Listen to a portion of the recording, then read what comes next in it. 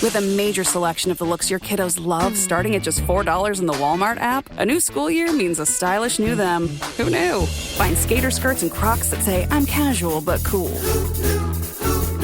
Sparkly sneakers that say, it's my classroom, you're just learning in it. And preppy polos that say, I'm the teacher's pet, even if they're mommy's menace at home. Find their favorite styles starting at just $4 in the app. The Walmart you thought you knew is now new. This episode is brought to you by Indeed. When your computer breaks, you don't wait for it to magically start working again. You fix the problem. So why wait to hire the people your company desperately needs? Use Indeed's sponsored jobs to hire top talent fast. And even better, you only pay for results. There's no need to wait. Speed up your hiring with a $75 sponsored job credit at Indeed.com/podcast. Terms and conditions apply.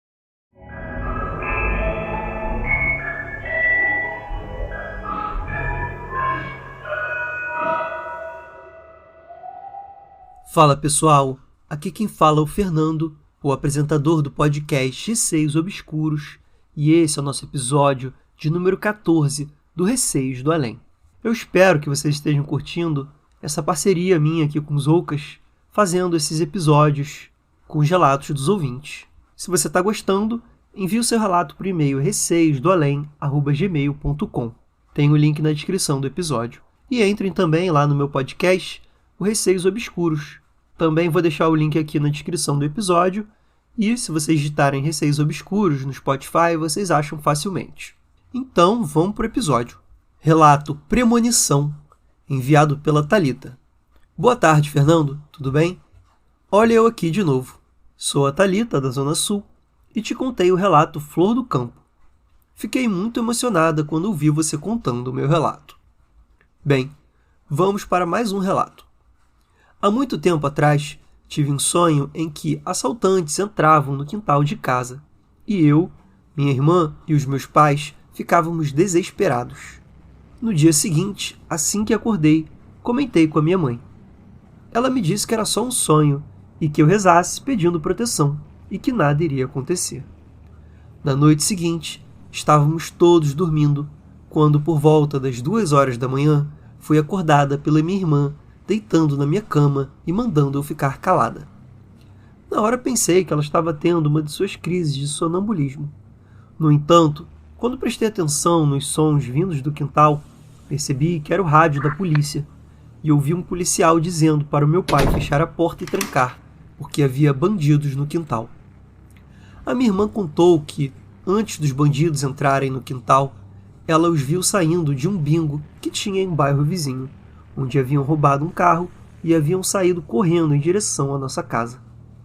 Ela os seguiu com o olhar e viu toda a perseguição, até que um deles pisou na laje da nossa casa. Foi nesse momento que ela acordou e veio para minha cama. Achei muito interessante que, no dia em que eu sonhei com os bandidos entrando no quintal, no dia seguinte minha irmã tenha presenciado toda a perseguição, até que eles realmente entraram em nossa casa. Desculpe pelos erros. Obrigada, e se eu lembrar de mais algum relato eu te conto. Beijos. Thalita, um beijo para você também. Muito obrigado por mais esse relato.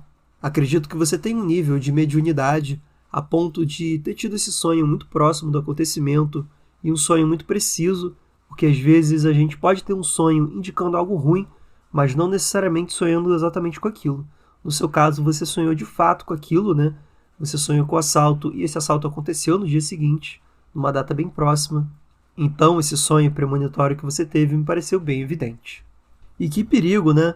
Normalmente a gente lida aqui com situações sobrenaturais, mas quando envolve pessoas, eu acho tão aterrorizante quanto ou mais, né? Porque tem esse perigo aí físico também. Lá no Receios Obscuros, às vezes eu faço alguns especiais, tendo relatos que eu chamo de terror da vida real, né? Que são os relatos que envolvem pessoas mesmo. São os riscos que você pode acabar tendo aí lidando com pessoas mal intencionadas, né? Eu acho esse tipo de relato bem interessante. E vamos para o próximo relato. Casa caótica e cheia de soberba. Enviado pela Érica. Olá novamente. Sou Érica e venho aqui contar outro caso que me aconteceu. Talvez não seja tão sobrenatural quanto o primeiro, mas no mínimo intrigante. Sou um pouco sensível às coisas do mundo sobrenatural, ou o mundo dos espíritos. Não sei explicar bem, mas consigo perceber os sentimentos das coisas que vejo, como contei no caso anterior do ser escuro. Bom, colocando em ordem cronológica, depois do meu avô sofrer AVC, minha mãe decidiu que meus avós não podiam mais morar longe dela. Então, de Maringá, eles se mudaram para Cascavel, cidade em que moramos atualmente. Embora inicialmente a ideia fosse morarmos todos juntos, os percalços da vida aconteceram e eu acabei morando com meus avós por 3 anos. Nesse tempo, as coisas foram, no mínimo, caóticas. Acostumar-se com pessoas que, apesar de serem da mesma família, têm hábitos diferentes, é bem difícil. Enfim, posso dizer que durante esse período, o apartamento onde morávamos foi judiado. Coisas que nunca deram problema, de repente pararam de funcionar. As portas dos armários quebraram e os eletrodomésticos precisaram ir para assistência técnica várias vezes.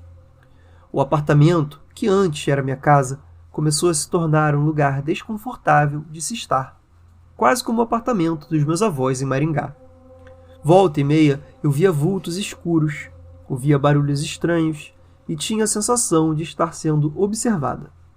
Eu sabia que, até certo ponto, era só curiosidade das entidades que faziam isso. Eu evitava circular pela casa e ficava a maior parte do tempo no meu quarto. Nesse período, vi novamente o espírito obsessor do meu avô. Ele não chegou a me provocar como da outra vez. Parecia mais arredio, talvez porque, nesse momento, eu não estava com medo. Porém, houve uma situação que me marcou mais. O quarto dos meus avós nesse apartamento ficava no fim do corredor. E, de cada lado desse corredor, havia 2 quartos. O da esquerda era meu, e o da direita era o escritório/quarto de hóspedes. Eu estava passando de um quarto para o outro, quando vi uma mulher sentada na cama no quarto dos meus avós. À primeira vista, pensei que fosse a minha avó, mas essa mulher era mais alta e usava um turbante na cabeça. Percebi que a mulher vestia um estilo de roupa semelhante ao da minha avó, um vestido reto e simples, de cores escuras, verde escuro, azul marinho e marrom. Ela era magra, quase esquelética, e tinha a pele negra retinta. Mesmo que esse momento tenha durado muito pouco, percebi que essa mulher, apesar de ter sido muito maltratada, era orgulhosa. Um orgulho tão grande que chegava a ser soberba. E, a partir daquele dia, percebi que o espírito que acompanhava minha avó, digo acompanhava porque não sei se chega a ser um obsessor, quando encarnada, era uma escrava lavadeira. Ela tinha uma postura soberba, se achando melhor que os outros. Apesar de tudo, eu vi seu queixo erguido e o seu olhar que me encarava de baixo para cima, me avaliando, como se quisesse saber se eu era digno o suficiente. Sei, com certeza, que minha avó a atraiu para perto, pois, apesar de minha avó ter trabalhado por um tempo, na maior parte da vida ela foi dona de casa, sempre servindo ao lar e ao marido. Bom, é isso que tenho para contar. Espero que tenham gostado da história. Desculpe pelos erros, sempre acaba escapando algo. Se quiserem, tenho outros relatos mais curtos das minhas leituras de tarô. Sim, eu leio tarô e algumas coisas já me aconteceram durante as leituras. Posso contar mais tarde. Obrigada pelo espaço e até mais. Érica, obrigado você por enviar esse outro relato aqui seu.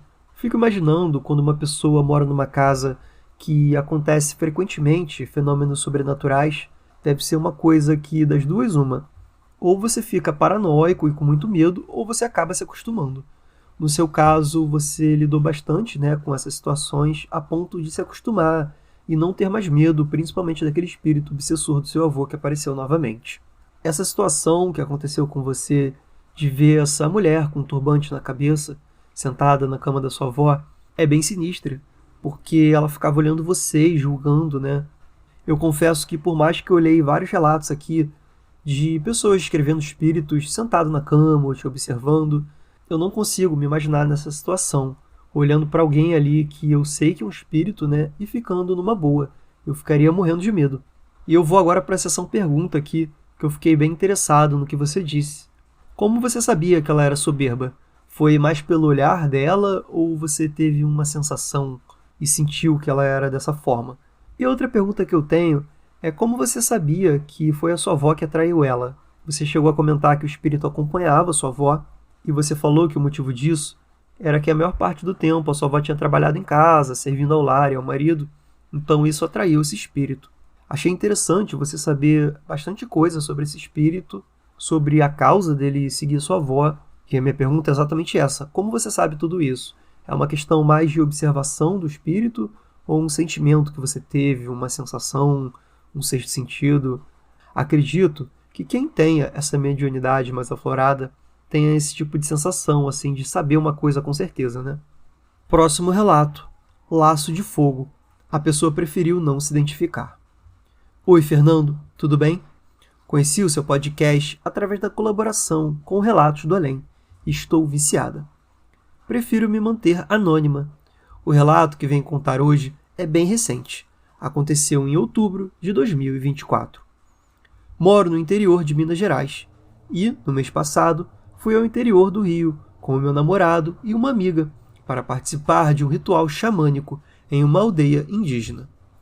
Há muito tempo tínhamos vontade de conhecer e participar dessa cerimônia. Os rituais xamânicos são conhecidos por sua forte conexão com o mundo espiritual e também por promoverem cura e purificação.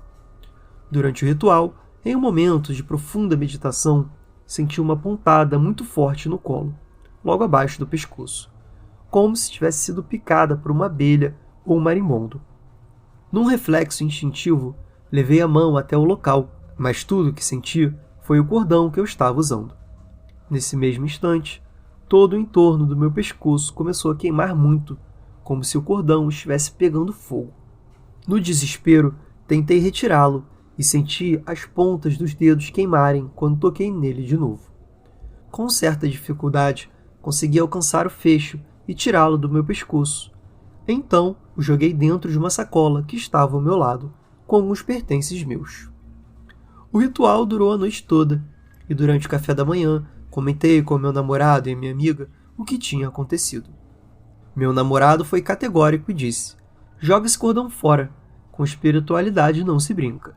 E ela te deu um sinal. Eu ainda estava tentando processar o que tinha acontecido e apenas guardei o colar. Na volta para a cidade, me perguntava se aquilo tinha de fato acontecido ou se foi uma projeção da minha mente, já que estava em estado de profunda meditação.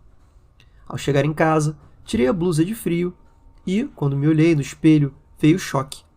Abaixo do meu pescoço, bem no lugar onde senti a primeira pontada, havia uma marca de queimadura na minha pele. Levei isso para minha terapia e perguntei ao meu psicólogo se ele também achava que eu deveria jogar o colar fora. Ele, que é um homem da ciência, mas também um homem de muita fé, inclusive no sobrenatural, me perguntou o que havia no cordão e quem tinha me dado. Respondi que era bijuteria barata, já desbotada pelo uso e com um pingente de laço, e que minha mãe havia me repassado depois de ganhar de outra pessoa. Mas já fazia tantos anos que eu não me lembrava direito da procedência dele. Meu psicólogo falou para eu me atentar a certas simbologias. Laço geralmente representa união, mas também pode ser algo que aperta e sufoca, e que alguns objetos carregam energias consigo. Quanto a jogar fora ou não, ele disse que eu deveria avaliar que tipo de sensação ele ainda me causava. Se eu não me importasse em continuar usando, tudo bem, mas se ele me trouxesse qualquer tipo de desconforto, talvez fosse melhor jogá-lo fora. Alguns dias depois, cheguei à conclusão de que não conseguiria usá-lo de novo. Então, joguei fora. Falei com um psicólogo que a queimadura tinha me deixado muito impressionada, porque, até ali, eu estava quase convencida de que tudo aquilo tinha acontecido apenas na minha cabeça. E ele, que além de homem da ciência e da fé, também é um homem da cultura pop, citou Dumbledore e disse: claro que isso é coisa da sua cabeça. Isso não significa que não seja real. Bem, é isso. Espero que gostem do relato. Em breve tentarei mandar outros. Abraço. Um abraço para você também. Muito obrigado pelo seu relato. Eu achei ele muito interessante. Ao mesmo tempo é assustador que esse colar tenha te queimado, né? Porque tudo bem ter a sensação do colar queimando. Poderia ser algo da sua cabeça. Mas não. Quando você foi olhar no espelho, você viu que tinha de fato uma marca de queimadura. Eu não sei se você usava o tempo todo esse colar ou se você usava de vez em quando o meu questionamento seria: por que esse colar queimou exatamente no ritual xamânico que você estava ali em profunda meditação? Teve alguma relação com isso? E por que esse colar queimou, né? Será que a pessoa que passou aí para sua mãe esse colar era alguém mal intencionado, queria fazer o mal pro próximo? Ou tem algum outro sentido que não seja ruim? Apesar de que queimadura para mim seria algo ruim, né? E por fim, não posso deixar de citar o seu psicólogo, que citou uma frase aí do Dumbledore que eu achei bem legal. Eu particularmente gosto muito de Harry Potter, e eu achei que ele foi bem mente aberta, né, de aceitar também que existem coisas que não são provadas cientificamente, mas de fato existem. E, gente, esse foi o episódio de hoje. Espero que vocês tenham gostado. Eu preciso reforçar aqui para vocês enviarem seus relatos por e-mail receisdoalém@gmail.com, porque a gente está precisando bastante de relatos para os próximos episódios. Entrem também no meu podcast, o Receios Obscuros. Tem o link na descrição e qualquer coisa podem digitar também Receios Obscuros no Spotify que vocês vão achar. Um beijo a todos e até o próximo episódio.